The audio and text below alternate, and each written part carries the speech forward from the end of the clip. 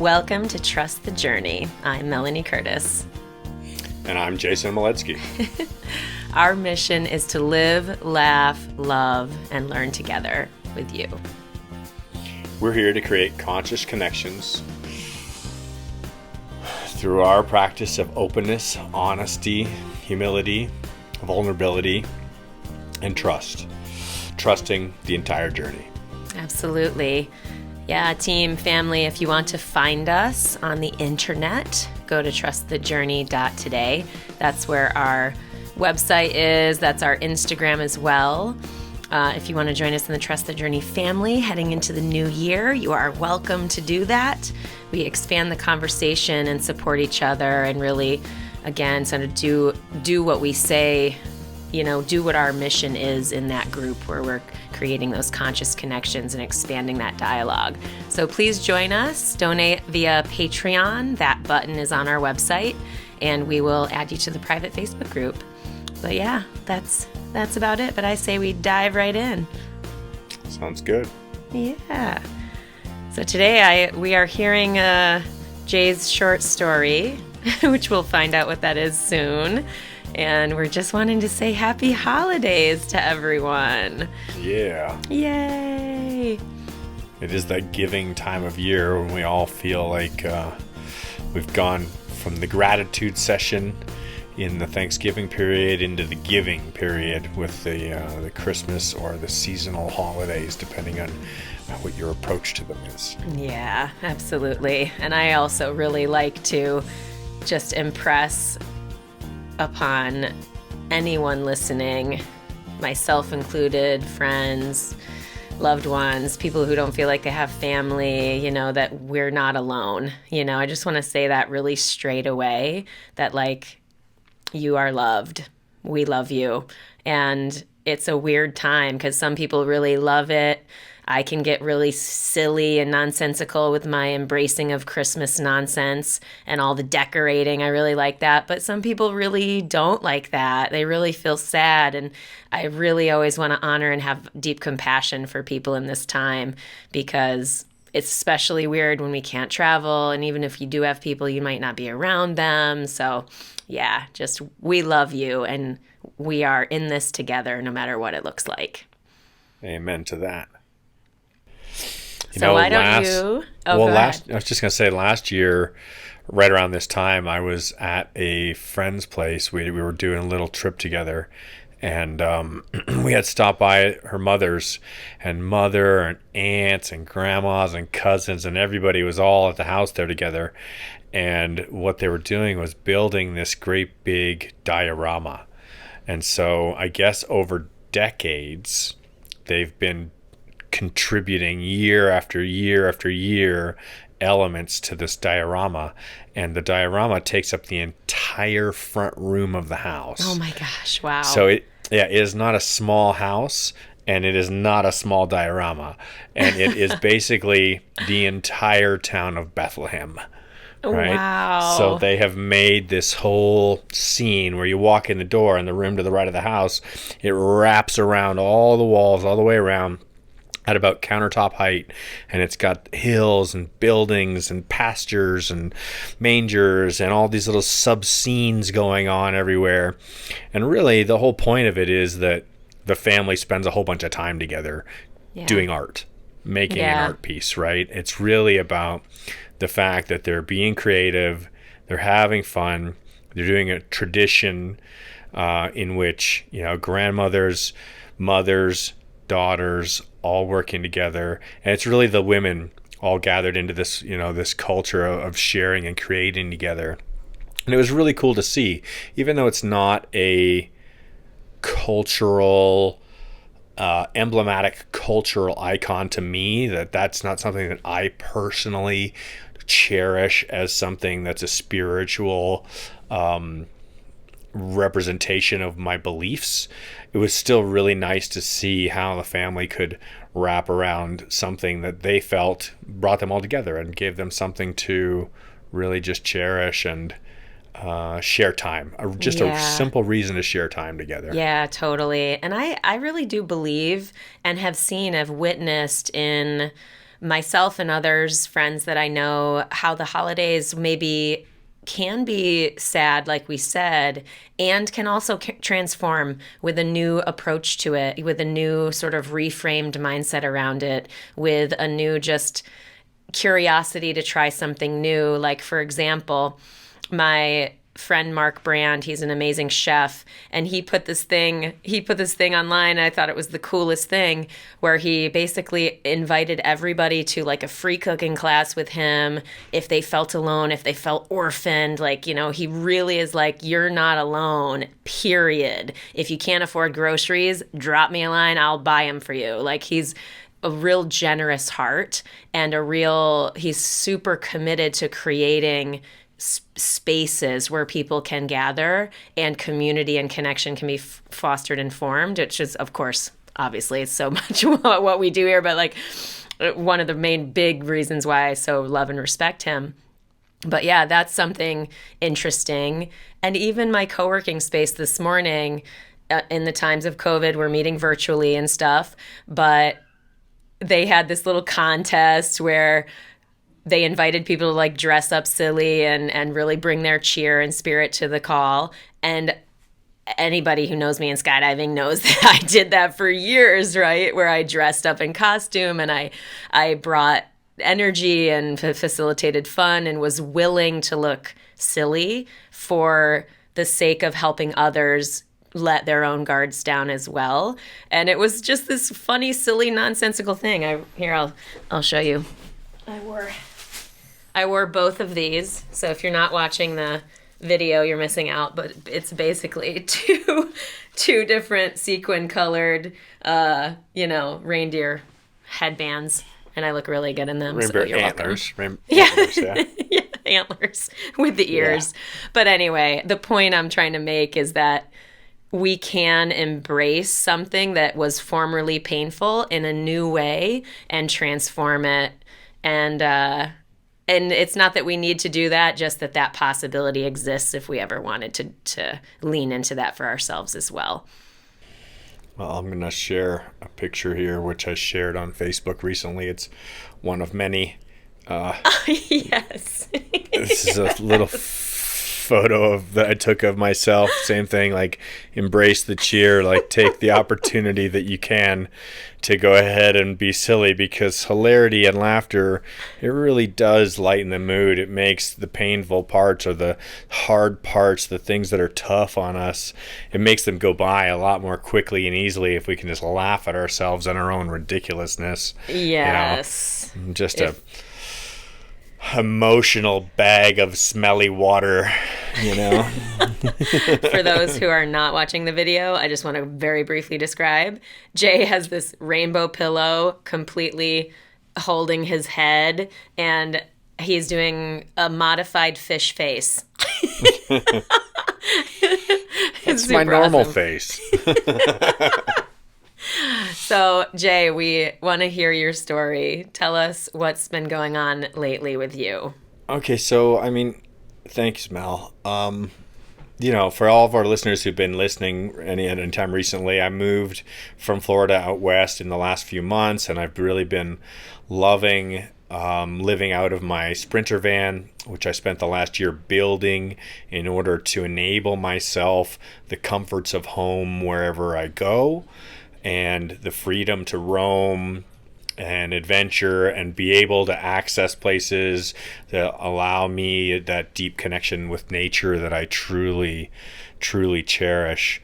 And so for the last few months, I've been based in the Moab area, exploring a lot of different places around here. I've been wingsuit base jumping again from some of the cliffs in the area, doing some tracking at a cliff nearby, and some stand-up paddleboarding, riding my dirt bike, connecting with friends, playing music, and a lot of paragliding. And I learned to paraglide about 3 years ago officially. Actually took a real course and went and got proper training from a highly respected instructor. And I did the full immersion type approach to it, where I got an RV, I parked it at the paragliding site for 3 months, and I did paragliding. So that that's what I was learning, rather than dribs and drabs and little Yep. pieces here and there. I really feel like when you want to learn something, the best way to do it is to dive in the deep end and go and learn it. Yeah. So that was, Oh no, I was just gonna say it's like learning a language. You move there. yeah, Yeah. exactly. So I did that 3 years ago, back in 2017, and for the last couple years, I've owned a paraglider and I've been flying wherever the opportunity presents itself, all over the U.S. and Norway, and really just enjoying this new sport that I picked for myself, and seeing so many of my friends doing the same thing, because it's a lower impact sport overall, where there's no parachute opening, and the landings are generally tiptoe soft, like ballerina landings. So it's enabled me to get back in the air in a way, excuse me, in a way where I could really enjoy some slow flight and not feel like I have so much more risk of the high performance parachutes. For those people who know me, I suffered a back injury back in 2014. In 2014, my professional canopy piloting career ended abruptly with a lower back injury, a herniated disc that basically took me out of the sport entirely for the next, say, 4 years. And so I've been loving paragliding. I've been meeting so many of my friends from other sports, and really just enjoying this new form of flight, of launching off a hillside, flying around, landing right back where you took off from if you have a good flight, and learning all the different aspects involved in it. Yeah. So on this past weekend, I guess it was last weekend now. Which is why I'm like, I can't even believe we're talking. Keep going. Yeah. So I had posted up on the Friday morning or Saturday morning, I think it was the Friday morning, I posted up at the site, knowing the conditions were forecasted to be really good for flying. And a friend of mine had mentioned, hey, they're going. I'm like, yeah, I think I'm ready to go. I had hurt my shoulder about a month ago, and my shoulder's feeling up to it. It's not perfect yet, but I have I did all the tests that I needed to do, like pull on it in every direction, and I'm like, okay, I feel solid. I don't feel any weaknesses anywhere. If I need strength, I have strength. I'll probably have some pain afterwards, but hey, no pain, no gain. Body responds really well to exercise. Let's go exercise. Let's have some play. Body and mind also respond very well to play. Mm-hmm. Amen so I that. went out. Yeah, for sure, right? Yeah. So I went out there and I spent the first day there. I just watched. I just spent the whole day watching everybody fly and observing how the ridge worked and kind of what the place was like.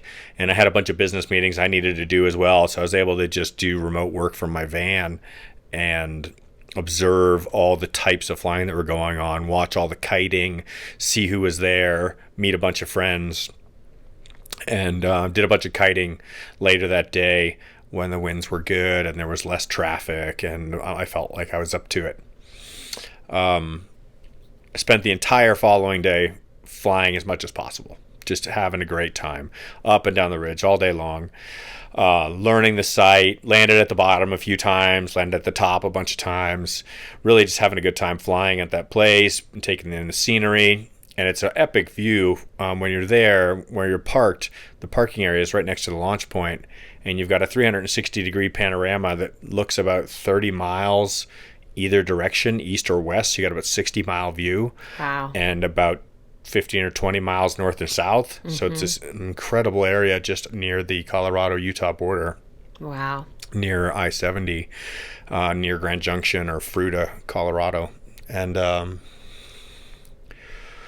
on the Sunday, yes, it was Sunday, got up, conditions were light, started flying, kiting for a while, a bunch of us standing out there, got up early. It was nice and brisk and cold.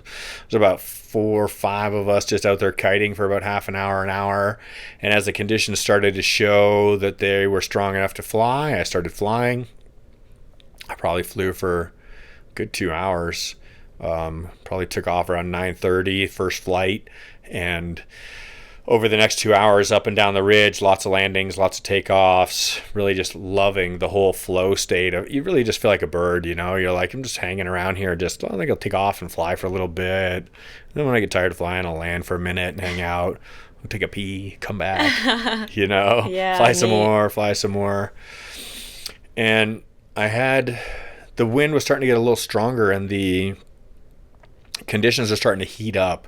It was 11:20, I would say. So it's right when the thermal action's starting to engage, which makes the air a little bit less stable, because there are kind of these bubbles of warm air that detach from the surface and start to rise up. So if you think about like a soda, like a soda water, and those little bubbles of CO2 that rise up out of the bottom, they're just kind of in there, right? Like it's just, they pre-exist, and then off they go and they bubble up to the surface. Well, the warm air and the thermals work in a similar kind of way, where they just start to rise up through the other air that's around.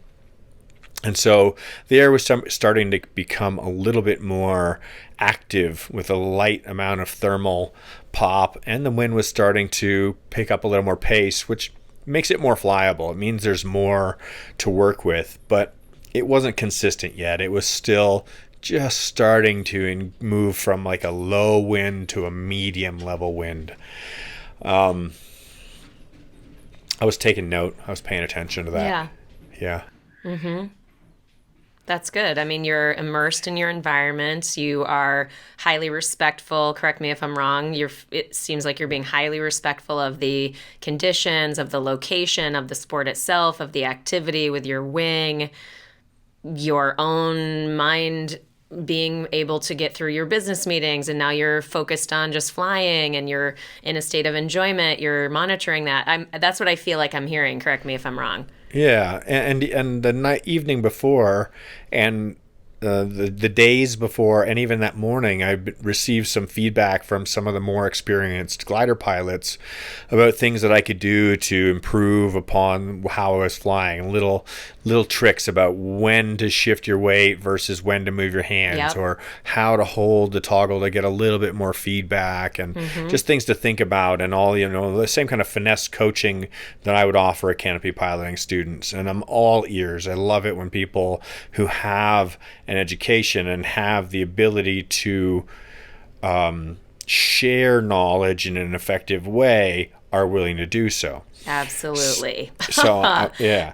Amen. I just want to quickly put a pin in that, because that is so awesome, and very, very much something I believe in, of being very generous with your knowledge, with the things that you know, in a sport that has risks that are really severe. You know what I mean? I feel like it's really a part of the culture of our sport in skydiving, but I mean, I love hearing about that in other sports that have mortal and physical risk, that's the culture.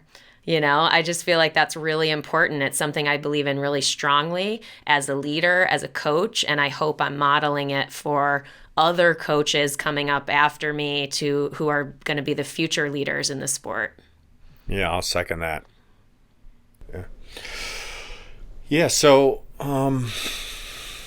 So you're getting this advice. Yeah, so I've had some advice. I'm working in that morning to put a lot of it into practical application, like really conscious of where I need to be smoother, and really had some good breakthroughs. I was really starting to see, like, light bulbs are going off. Cool. If I do things a little different, or do my timing this first versus that, then I start to get better results in how I'm able to maintain my lift during a turn, all these different variables. And things are going well. But like I said, I noticed that the air was starting to get a little bit poppy, and I was like, yeah, we're probably going to be hitting the end of our session here soon. Like, it's going to start changing to conditions that are worthy of acknowledging, and as an amateur, it's probably time to sit down. And I had a nice little pocket of lift pop me up, and I was really taking in the view. I was a little higher than I had been, and I got this quick flash. Just this little it's kind of like somebody literally flashed a flash bulb and it got a Kodachrome, kind of like everything kind of changed color for a second. And I get these premonitions, I've had them my whole life, where they feel like, and I don't know whether this is the case or not, but this is the sensation, is that I have dreamt this before. I've had a dream that didn't make any sense at the time when I had the dream, but some dream is playing out a story of some type.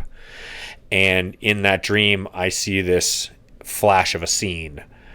And this particular one gave me this instant knowing, like, oh no, this is the dream where you crash and get hurt, right? And I felt it, and I'm like, oh, okay. I don't generally take these premonitions lightly. I usually listen to them very clearly. The big thing is that rarely are they negative. Rarely do they have like an implication of something dangerous or having an outcome other than here you are on your course or on your path kind of thing. Most of the time they feel like, boom, I'm in a scene, I'm in a car with Melanie, we're going somewhere. Yep. It didn't make any sense at the time when I had the dream, but then when it happens in real life, I'm like, oh yeah, that makes total sense. Right. Oh yeah, that's right. I knew this was going to happen. Got it. Yeah, exactly. Got it. So that kind of stuff happens all the time. And I consider it little reminders that I'm on my course, that I'm on my path. Like the universe is telling me, yep, you're exactly where you're supposed to be. Here's that little bit of insight that tells you you're on the path you're supposed to be on. And these are the people you're supposed to be with. These are the places. These are the things that destiny or whatever word, higher power or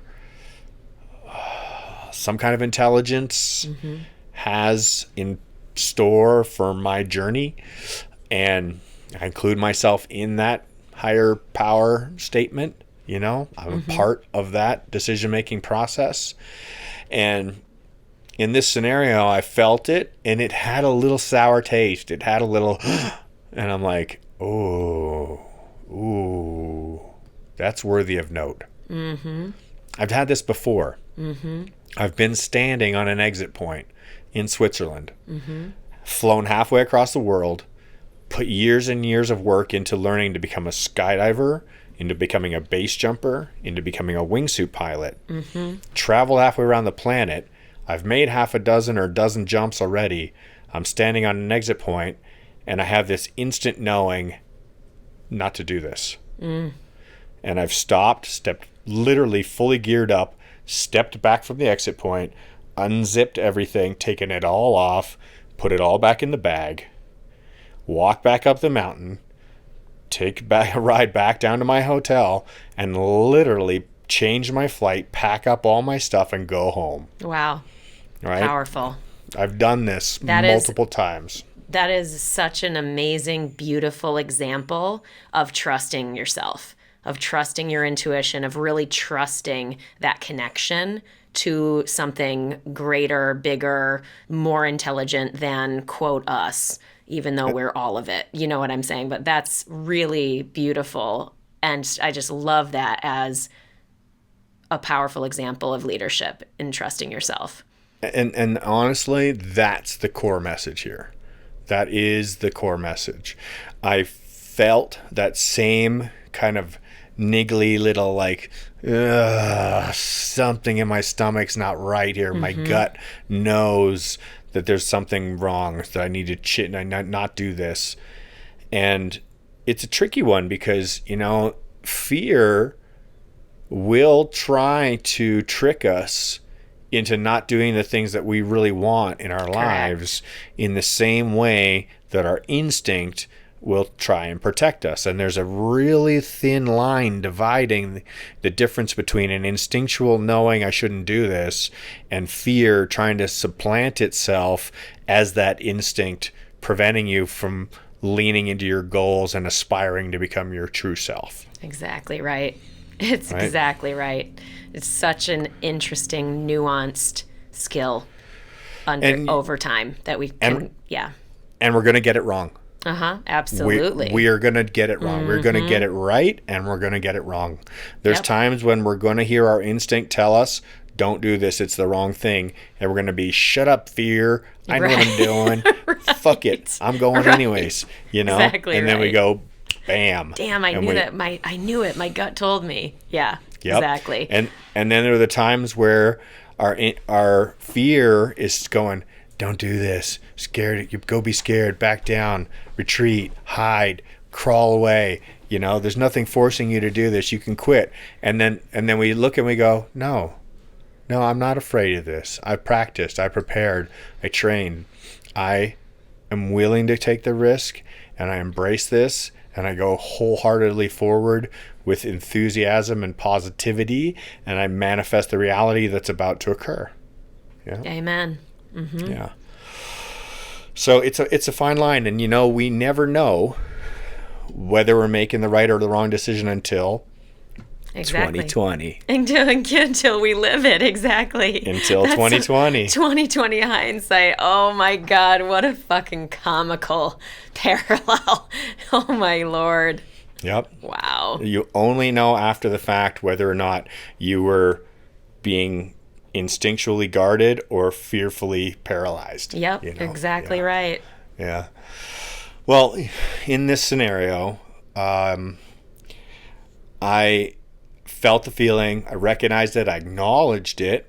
I thought, yep, time of day, amount of time I've been flying for, potential fatigue, air conditions, just all the things, and the wiggliness of the feeling, which I had been in flow. I've been just cruising, like having fun, like really having fun flying and smiling and laughing, and friends going by and being like, woo, and just living it up.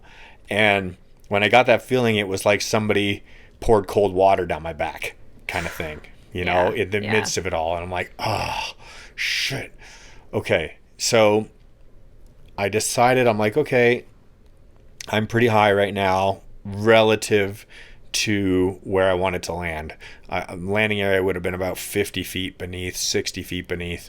A little too high for the glide ratio of the glider to just set it down there. Mm-hmm. So I started losing some altitude. I made a pass to see how much altitude I could lose, and I still was going to end up being a little too high to make a safe landing, considering the other traffic that was in the area. There were still another half a dozen gliders that were ready to take off or kiting or flying already. So I let the pass go by. I did a go around, flew down the ridge, intentionally let the glider lose some altitude on the glide down the ridge. And as I was coming back around, taking another pass at the landing area, the side of the landing area I was looking at was fairly busy, and I wanted to land on the other side, which was a little more open. And I got back into that flow state of just flying, just going, and I kind of let that flashbulb of insight kind of drift away, and like not maintain the awareness that what I need to do right now is get down on the ground, be safe, round off this session of flying, and put it in my pocket as one and be like, yeah, that was a great day of flying. I got 2.5 hours of flight in, blah, blah, blah. I can sit down now, have a cup of tea or coffee, enjoy the morning, watch some people fly, maybe kite some more, finish it off. And instead, as I came back around, I hit that same lift pocket that I'd been riding earlier and did another pass, like zooming around, and I'm like, man, this is so fun. And as I came back around again, I wasn't in the mind frame of setting up for landing anymore. I was back in this I'm just having fun flying. Nice. I had forgotten so quickly what my gut had been trying to tell me. And in the next moment, just like that, I see a few gliders coming towards me. We're all on the same height. No big deal. Normal happens all the time. I decide, is there room for me to be on the inside? No. Is there room for me to go on the outside? I'm like, well, yeah. If I go all the way outside, I'm going to be 3 gliders out because there's 3 kind of stacked up in a row. And that's going to put me well outside the lift band, and I'm going to lose altitude, and it probably is going to mean that I'm going to start descending and end up landing at the bottom. And I wanted to land on the top. Okay. Yeah. So a little ego. Go ahead and put some ego in there. I'm not afraid to say I've got an ego, and it gets the best of me at times. So I decided, instead of sweeping outside these guys and passing them, these people, head on, that I would do a quick 180 turn, level flight like I'd been practicing that morning, and head the same direction as everybody else so that we're all flying in the same direction. And when I did so, I executed the maneuver very abruptly. I had been in a fairly slow flight mode. I abruptly engaged right-hand turn with a fairly heavy anchor on my hand. Like, I planted my hand fairly solidly. And as I started to sweep around, what happens with a glider is they have a really high aspect ratio. They're really long from left to right, and they're very narrow from front to back. So the span is the width, and the chord is the length from the front to the back. Got it. And so when you make a sharp turn, the wingtip on the inside basically stops because you're kind of pivoting around it. You could think about, like, if you were running along and you grabbed a pole and you did a 180-degree swing around the pole, you could grab the pole with your hand and your body would do this big arc all the way around the pole, but your hand stays anchored to the pole. It doesn't actually go anywhere. It just turns in place. So effectively what I did was I stopped my right wingtip, and the rest of the wing is sweeping around it. But a wing can't stop. You can't make a wing stop in the air. It has to be going somewhere. And so what happens is it starts to go backwards. It started to change direction on me, and I caused a stall of my right wingtip. What the wing does is then the left wingtip tries to catch up and spins forward and end up with a spin. So the wing starts to rotate on its central axis, and it kind of looks like a helicopter where the wingtips are spinning around, and I'm directly underneath it. Problem with that is I was only about 25 feet up, and you lose the altitude very quickly when you go into a spin. So then in the moment I recognized the stall occurring, I attempted to correct it, move the glider back into a level flight arrangement, but not enough time, not enough altitude, and imminent impact. Yeah. Damn.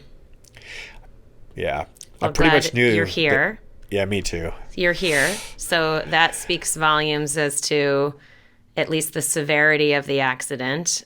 Although I want to hear more if you can share. I know we don't have a lot of time left for today, but if you can share. Yeah. So if you're really lucky, like, are you super lucky, or are you just like, no, it was okay. It wasn't too far up. It wasn't like it was 100 feet.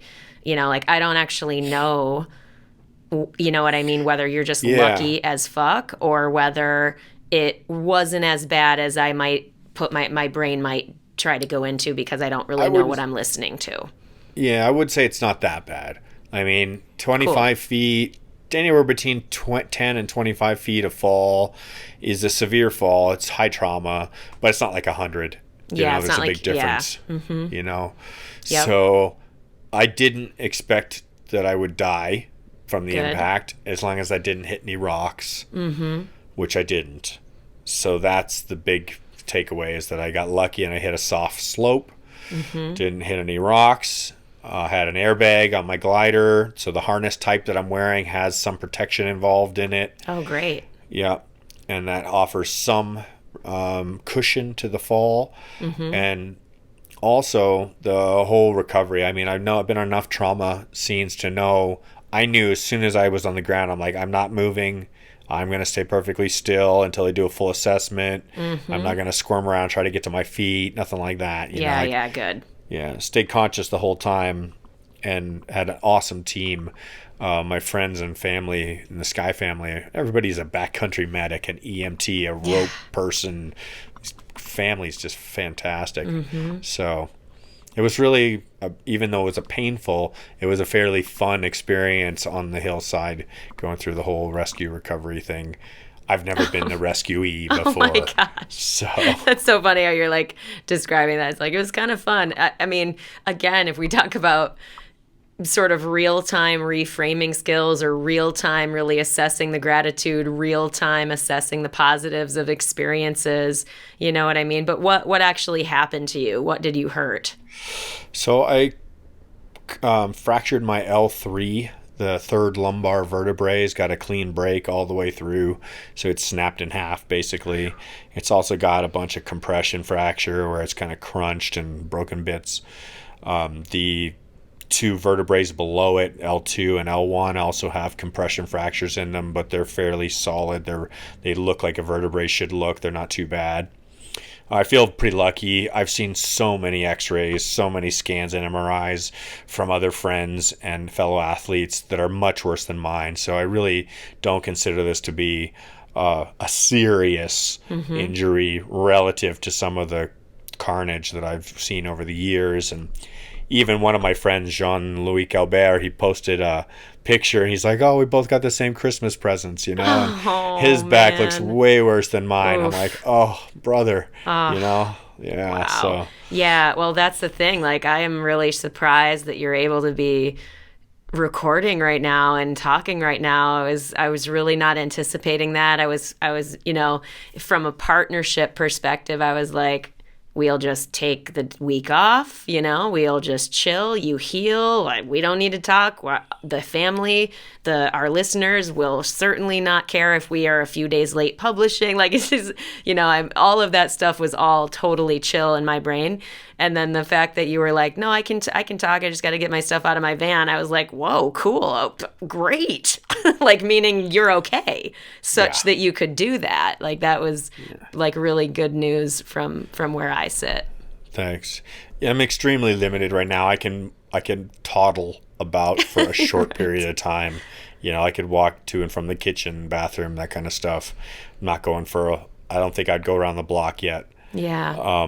But I do want to say that the anchor for this entire experience is gratitude. Yeah. From the very second of impact and being able to maintain presence here on this planet through the experience, the wave of gratitude begins there, right? First of all, I'm still here. Thank you. Second, I'm able to think. Thank you. I can feel my fingers and toes. Thank you. I hear somebody calling my name. Thank you.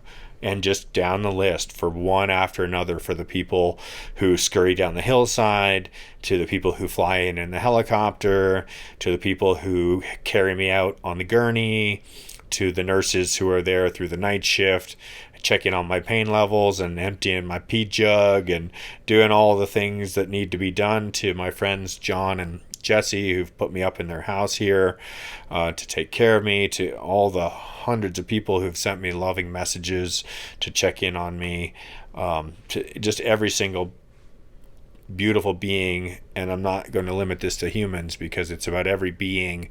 Moxie's been in here, this little pup. She's been in here just pouring love all over me. Like, she's like, "Oh, he's hurt. I'm going to come lay next to him. I'm going to cuddle him," you know.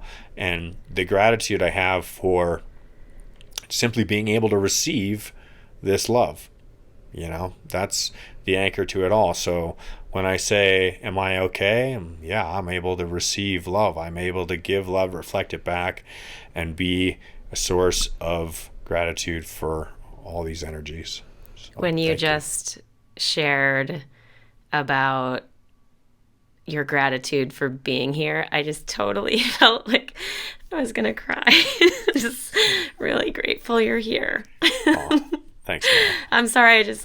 I'm not sorry that I'm crying, but I'm just like, I'm so thankful that you're here. Yeah, me too. I got a lot of stuff to do still. It's love. So much love for you, my friend. Oh, man, the gratitude is strong. When it comes up like this, it's like, man, it really is mega gratitude. Like, you know what I mean? Anyway.